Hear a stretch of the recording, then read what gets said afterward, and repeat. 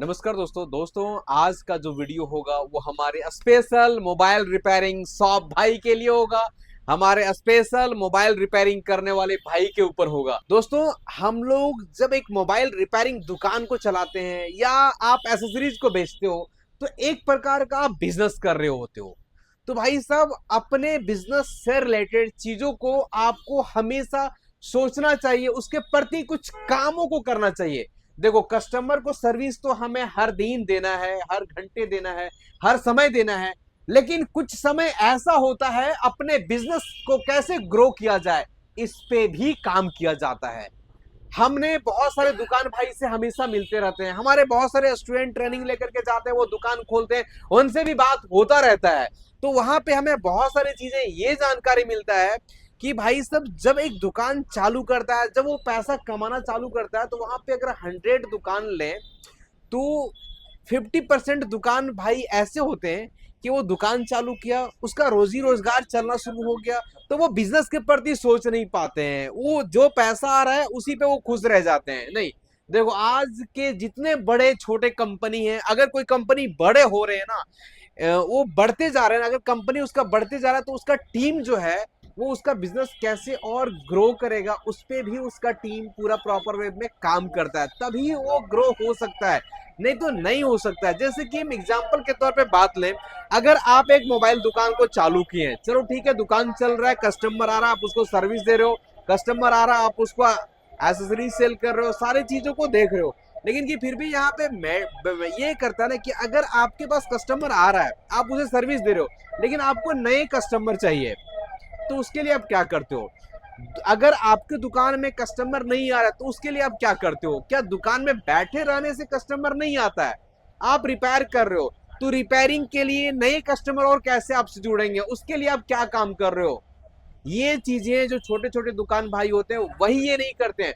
उसका दिमाग में ये है कि हमने दुकान खोला, दुकान का चेयर में बैठा, हमारे पास जो लोग आए हम उनको सर्विस दिए और जो भी बेनिफिट हुआ वो चीजों को किए। लेकिन नहीं, आपके माइंडसेट में ये होना चाहिए कि जो हमारे पास कस्टमर आएंगे हम उसके प्रति तो काम करेंगे, लेकिन उसके साथ में अपने दिमाग में ये सेट होना चाहिए कि हमारे पास एक नए कस्टमर कैसे जुड़ेंगे। जैसे कि अभी आप एग्जांपल लें तो जियो का सिम है, जियो का सिम तो बहुत सारा बिक रहा है, बहुत सारे लोग खरीद लिए हैं, लेकिन वो आज भी, अंबानी आज भी चाहता है कि हमारा जियो का एक और नया कस्टमर आज फिर से मिले।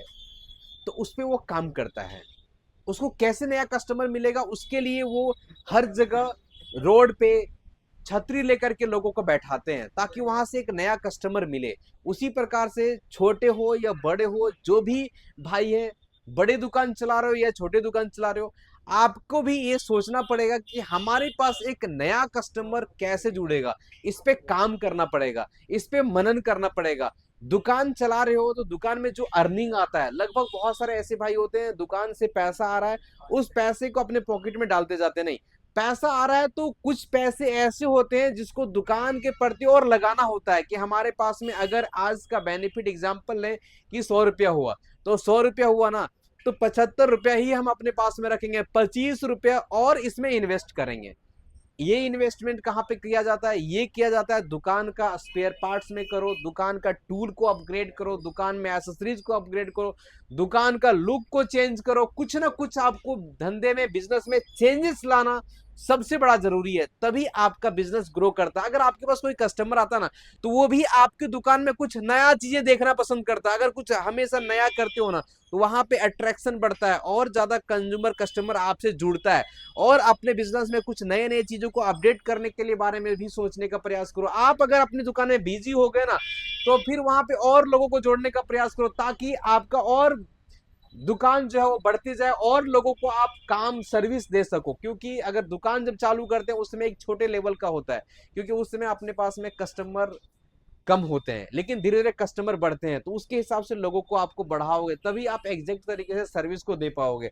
तो कुल मिला के मेरा बोलने का यही मतलब था कि अगर आप दुकान चला रहे हो, छोटे हो या बड़े हो, अपने दुकान में हर दिन इन्वेस्ट करने का प्रयास करो, तभी आपका बिजनेस ग्रो होगा। क्योंकि जो भी छोटे बड़ी कंपनी है, वो कंपनी हर समय अपने बिजनेस में पैसा को इन्वेस्ट करते रहते हैं, नए चीजों नए टेक्नोलॉजी को लाते हैं, नए लुक को लाते हैं, नए अपने पास में चीजों को लाते हैं जो रिक्वायरमेंट होते हैं, उसके हिसाब से आपको हमेशा काम करता रहना पड़ेगा। बाकी दोस्तों, अगर आप मोबाइल दुकान चलाते हो, आप रिपेयर करते हो या सेल करते हो, उससे रिलेटेड कोई भी रिक्वायरमेंट जानकारी हो जो वीडियो के माध्यम से हम बता सकें, तो जरूर आप कमेंट करेंगे। आपका कमेंट का रिप्लाई वीडियो के माध्यम से हम जरूर देने का प्रयास करेंगे। बाकी आप सभी ने दोस्तों हमारे वीडियोस को काफी कीमती समय लेकर के, काफी कीमती समय देकर के देखते हैं, उसके लिए आप सभी को दिल के गहराई से नमस्कार दोस्तों।